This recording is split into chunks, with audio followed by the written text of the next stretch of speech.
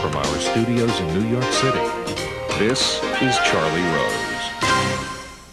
Rafael Correa is here. He is the president of Ecuador. I'm pleased to have him here to talk about his country, his sense of where Latin America may be going, and what he believes is the best way to do more things for the people of Ecuador. Welcome. No, thank you very much for inviting me, Charlie. For me, it's an honor to be here and to meet you. When you look at your goals for Ecuador, what are they?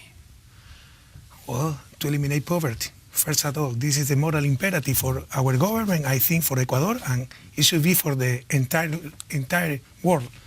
So to eliminate poverty, to have a country with justice, dignity, prosperity, and sovereignty. And what do you have to do to achieve that? This is a very good question. Thank you very much, because I have studied all my life development. Before becoming president, I was professor. I study economics here in the States. And I can tell you that development is basically a political process, especially in Latin America. You have to change power relationship. Why we are underdeveloped? Because we have historically been controlled by little powerful groups, our elites. So you have to change this power relationship, and we are doing exactly that through very democratic processes. But later, it's not just a political process, it's also a technical process. After changing this relationship of power, you have to be very technical in order to improve your people's standard of living. If there was too much power in the elite, how will you eliminate that power and give more power to the people? Changing institutions, changing policies, changing programs. For instance, we had a new constitution. The former constitution gave a lot of advantages to some groups. For instance, our new constitution prohibits to have a bank and to have media. Yes. That was a very important source of illegitimate power for some groups. Yeah. So in Ecuador, if you are a banker, you must be a banker. If you want to have a media, you just can to have a media, but you cannot have both of them. It's a good thing to start having public media, controlled not by the government, by the society. That's my point. Okay. By the society. Does the media in Ecuador criticize the president? Of course. And the private media, all the time, every day, because most of them are owned by this elite that we are,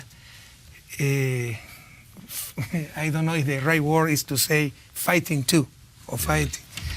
Anyway, but the public media also, they have independence, they can criticize the government.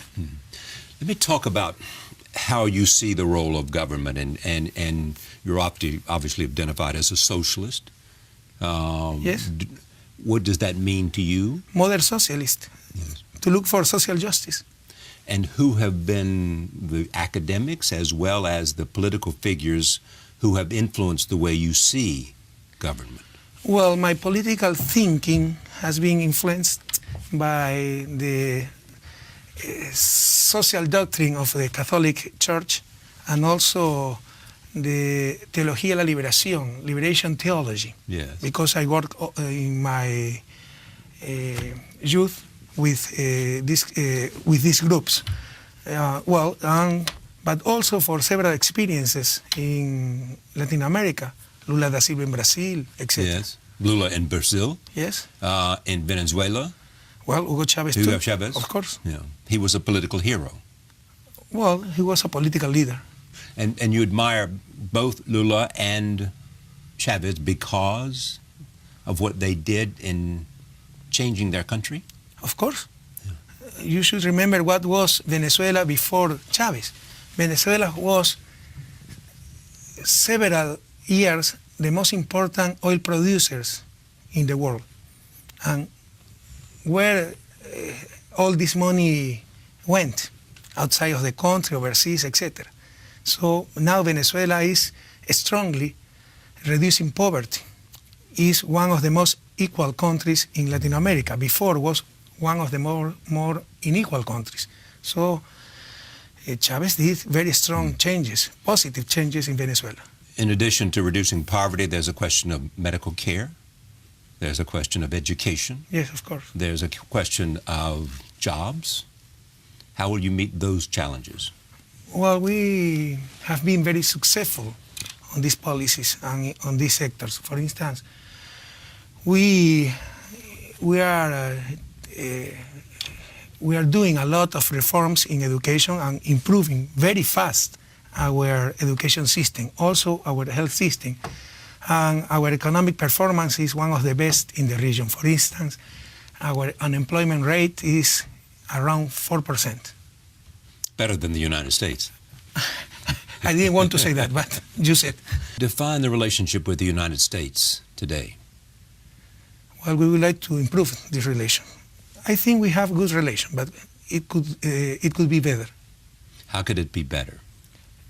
To know each other in a better way, to understand what is going on in Ecuador, to know a little bit more, not just Ecuador, the whole Latin America. Do you have a sense that the United States listens to you, that the United States cares about what you say, that the United States cares about the future of Ecuador? Define what is United States, the government, the people, Well, the say academia. My reference then was to the government of Well, President Obama. honestly, I don't think so. Why do you believe that? Well, usually the foreign policy of the United States hasn't taken into account Latin America. And this is a mistake. Perhaps Mexico, perhaps Brazil, perhaps Argentina, the biggest countries, the biggest economies, Colombia too, in our region, but there are several other countries, Ecuador, etc., and they are not too much taken into account. And that is a situation that must change. And what are you prepared to do to see it change? Well, you know, this is not a priority for us because we are an independent country. At least to let us to continue to do what we think is the better thing for our people. But here's the interesting question. If you look at Mexico and some other places, do you believe that the private sector can play a role in the economy of a country, number one, and number two, play a role in the economy and contribute to the growth of Ecuador? But of course. So that it can do more for its people. But of course, private sector is fundamental for development, fundamental for the economy, fundamental for society. Yeah. We are modern socialists, you know. We don't deny the market, but we have societies must govern the market. Govern the market. Yes. And, every national private investment or foreign investment is welcome to Ecuador, but as long as they respect our country, our institution, our laws. Yeah. And those private companies obviously would ask the question, do you respect, does the government of Ecuador respect the rule of law? Does it respect individual rights and those The kinds of historical things? experience that is the opposite. Usually, this transnational didn't respect our country. But anyway, the facts. We are receiving a lot of foreign investment right now. Do you believe the United States government is in any way trying to be in opposition to you?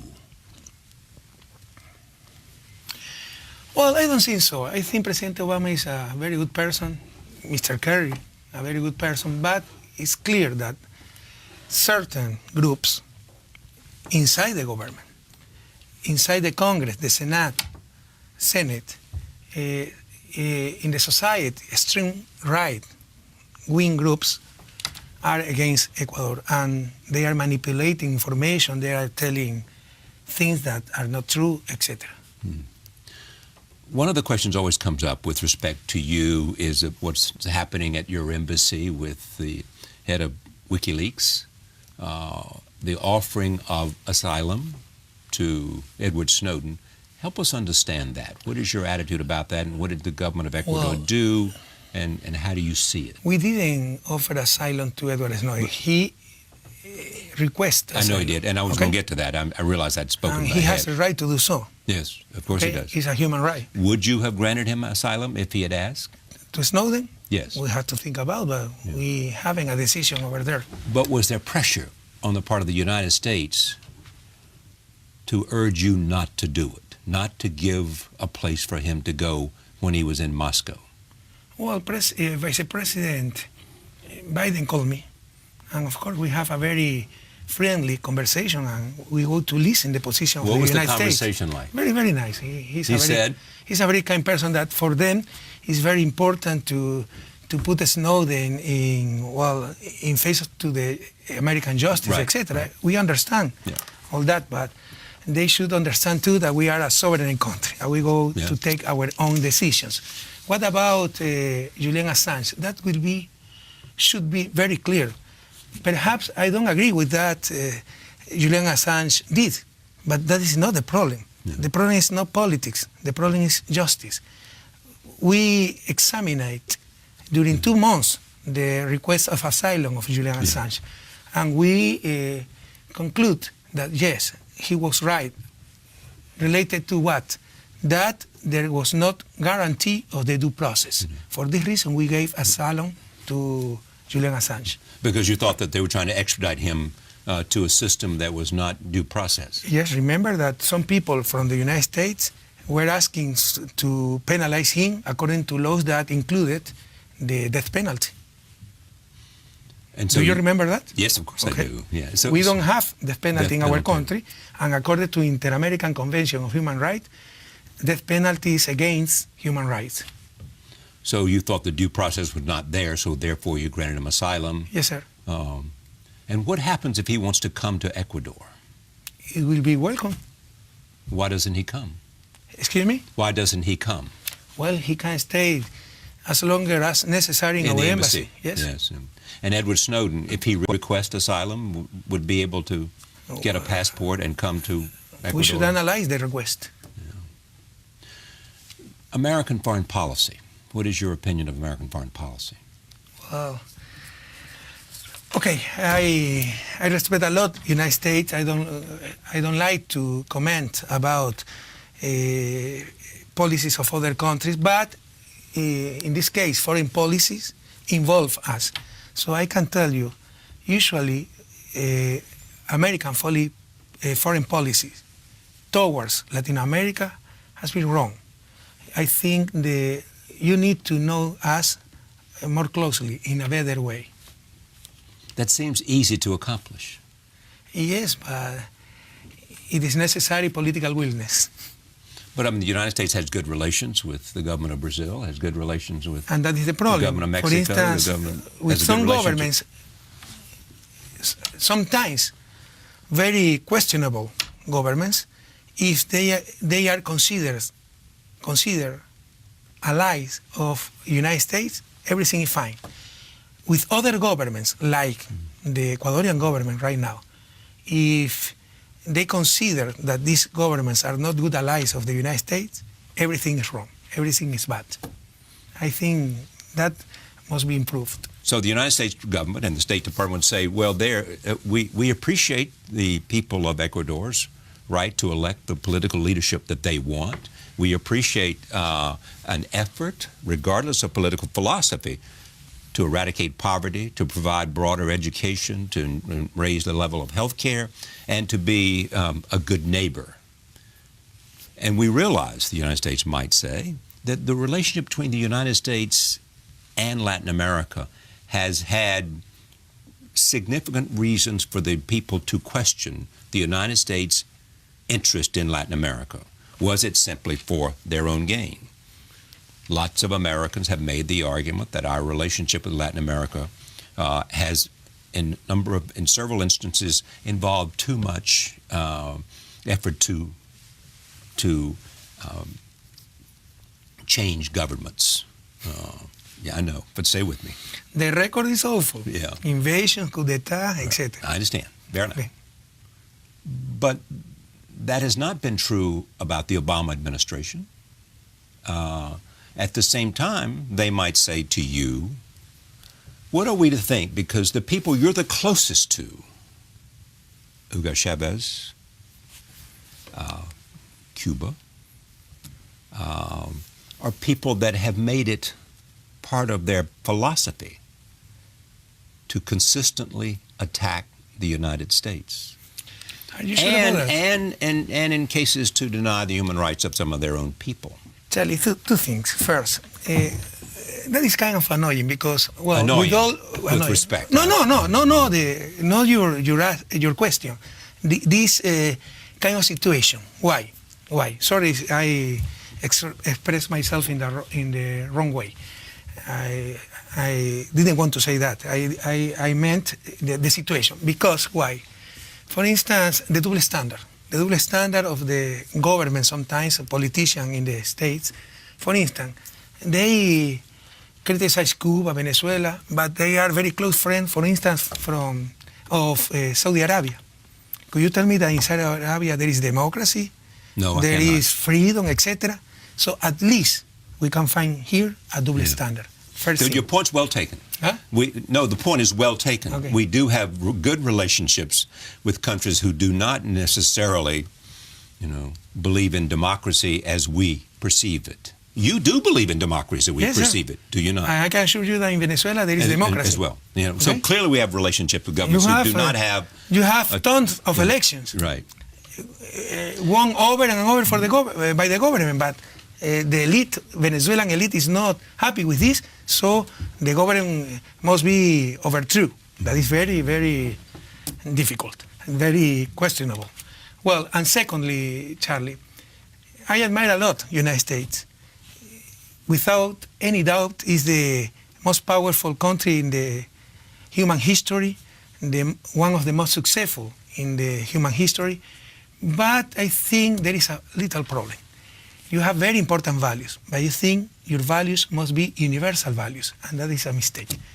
We can have different values. Well, but that's an interesting point about Yes. philosophy, and you as an academic are better prepared to talk this than me, but the values that we most seem to believe in are values that the world believes in, having to do with democracy. It's not our definition of democracy. Who is the world? United States? Yeah.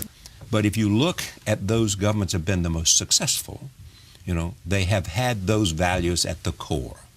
The freedom of expression, the freedom of respect for the individual, the question of human rights. Or they've made a strong effort to go. And this government is imperfect, as the president will be the first one to tell you. But they also believe in free markets. Now, we have friends that don't necessarily believe in free markets. Arguably. Yes. Subsidize the agricultural sector in free market? Yes, indeed. We do subsidize the argument. Yes. But tell me how you feel about markets, free markets. You have said a lot of very interesting things. Let me comment about some of them. Everybody agree with these kind of values.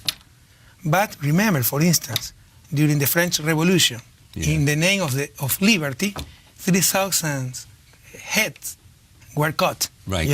So you should be very careful because everybody goes to talk about free speech, free press, freedom, liberty, individual action, etc. So we have different institutions according to different principles, different values. That doesn't mean that here in the United States you are not respecting human rights, and that doesn't mean that in our country we are not respecting human rights. What about free markets? We believe in societies with markets, but not societies overruled by markets, and that's the difference. And I think one of the most important problems in the present time is that markets are controlling everything. We believe in societies with market, but society must govern the market. When you look at the Chinese experience of development, what do you think? Are you admiring of it and how they have changed? Deng Xiaoping changed China? I think that every country must look for the best solution for their problems. And China had huge problems. You can remember the hungry people in China. More people have been taken out of poverty in China because of the large numbers of people than at any time in the history of the civilization. We are doing exactly the same. Who is saying the opposite? I'm not, I'm asking. Okay, but market is a very good servant, but a terrible master. So society must control this market. You think that in the United States that the market is the master? Yes, I think this is You do? This is the problem, the base, the problem. Market controlling society, capital controlling human beings. And why United States has been so successful? Because the system allowed, in order to generate technological advances, scientific advances, and that improved the life of everybody. Yeah. But you have a problem of who has the control of the society, who has the power, who is in charge, with all due respect. Well, with all due respect, I differ on that. But why do you think, and this is a conversation to understand you. You know that 1% of American people controls more than 1/3 of the national wealth? Yes, I understand that. And 10% of the wealthiest people controls 75% of the national wealth? I do understand that. But let me just ask this. Why do so many people want to come to the United States? What is it about American values and the American experience that you so disagree with? Because they want to come here to work, to have the freedom to do the kinds of things they want, to get an education they want. There's a reason for that. And you seem to be saying that this is a bad society because the market controls everything and capitalism is bad. Yet people around the world want to come here. Sorry, and they don't look at this country as a bad place. Sorry, because I gave you a wrong impression. I didn't make myself clear. I admire a lot the United States. It's a wonderful country, but you have a problem. Okay. And the problem we have? That everything is in function of big capital, in function of the market. You didn't feel this problem before because of the technological advances. With the crisis, when you have a scarcity of resources, you start feeling this problem. I see. Well, middle-class families haven't recovered the level of income before crisis, but bankers, etc., have records profits. This is a problem. Well, clearly that's a fact. I mean, clearly that the financial sector has regained, after being in a very bad place in 2008, has regained its profitability. I respect a lot every country. And clearly I admire a lot the United States. I criticize a little bit the foreign policy and the double standard sometimes in foreign relations. Environmental issues. There was a group, I think, called Pachacama, is that right? Pachacama. What was your problem with them? My personal problem? Nothing. But they broke the law. You know, they called to demonstration, and that is fine, against, we call that oil round in order to do a subasta, an option in order to explore the south part of our country, to explore for oil. Well, they have all the right to do demonstration, to protest, etc. But they attack people. And they have to be responsible for these attacks. As a general, I like people who like me. I assume you feel the same way. But I hear about an Ecuador where, with respect, if you don't like something or if they oppose you, you will shut it down and declare it illegal. That is not true, with all due respect, Charlie. I came from the academia. I am used to have different criteria, different arguments, etc. But we go to condemn violence. And during this demonstration, there was violence. And you expelled the U.S. ambassador. Well, come on. Come on. Did you read the WikiLeaks that this lady sent to the American government? And when we asked her to explain what she sent, this untrue information, she answered us, well, I don't care. I don't have to give you any information. For the reason we had to expel her. It's unfortunately, we don't want to do things like that. But we will make respect our country, to respect our country. How is your political party doing? About what? In most recent elections at the mayoralty level.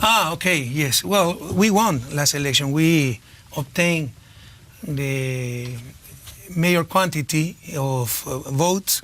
We won most part of municipalities, most part of, well, prefecturas, like here, governors, etc. But we are used to, in soccer terms, we are used to win 5-0. The opposition is used to lose 5-0 is pretty good. 5-0. This time we You're won used to winning all elections? 3-2. Okay, so you won 3-2. So there were some people who won in certain cities that opposed you and your party. No, these are not ideological elections. People vote for the person, In sectional election is not ideological election. Do you want to see Ecuador take on a larger regional role in Latin America? Chavez is gone. Fidel is old, and some say sick. Raul is talking about changing Cuba, transitioning Cuba to more of a market economy. Of course. And without embargo, that will be faster, even faster. Well, indeed. In any case, we are not interested on being more, to have leadership at the regional level, nothing at all. We have enough work inside our country trying to improve the standard of living of our people. But we will be where our country and our patria grande, as we called in Spanish, Latin America, have need of us. We will be, we can serve. Are you optimistic about the relationship with the United States? I am. Or don't care? I am naturally optimistic, always. Yes. And I would like to improve the relation with any country in the world, especially United States, that has been a very close country to Ecuador. So it will be great if we can improve our relationship. How long will you be president? Usually until 2017. Till 2000. What the new constitution was better than the new old constitution because it accomplished what? A lot of things. The former constitution was a neoliberal constitution, given to a power groups, economic groups, financial groups, a lot of advantages. So the new constitution guarantees a lot of rights for our people. There are many people today who argue that Canada, the United States, and Latin America ought to have, better trade, better economic relationships, new development, that could make this a remarkably productive time for everything in this hemisphere. Do you disagree with that? Yes, Canada, the United States, and Latin America. You disagree with that because what? I know this history of development. You know who created the modern protectionism? Alexander Hamilton in the States, Always the United States traditionally opposed free market because it didn't have enough technological progress, etc. Once it got all this and it is the most efficient economy in the world, well, now it preaches a free market. But if that were true, well, now Mexico will be a developed country. Almost 20 years of free market with the United States and with Canada. That is not true at all. Why do most people look at Mexico and think it is has now the best and most effective economy in all of Latin America? Mexico? Well, who has a better economy than Mexico in Latin America? Ecuador. Well, really? According to the Economic Commission for Latin America of the United Nations, where Ecuador is the leader in reducing inequality in the region, one of the 3 countries reducing poverty, etc. Yeah. Okay. We are called the Ecuadorian miracle. So if I would say to you, or would you say to me, if you want to see the future of what government can do, come to Ecuador? Well, no, we have done a lot of mistakes, but at least our people know very well that they have the power. that we are acting in order to serve them. That now Ecuador is a sovereign country, and well, our state is a popular state. In order to serve, I insist, majority of people. Is there part of you that wants to say, now that you came from academia, were finance minister and then elected, have changed the Constitution, that part of what Rafael Correa wants to say is that we will create a model for the world in terms of what a government can do? Is that part of your aspirations? Of course, we think that we can contribute this is a laboratory to have a for the better future. world, you know. I This is- think the world order is not just unjust, unfair, it's immoral. Double standards everywhere, etc. Always everything in function of the stronger, not in function of justice. So if we can contribute from a little country like Ecuador to have a better world, that will be wonderful. Thank you for coming. Thank Charlie. It's been a pleasure to meet you, Thank to you. know you.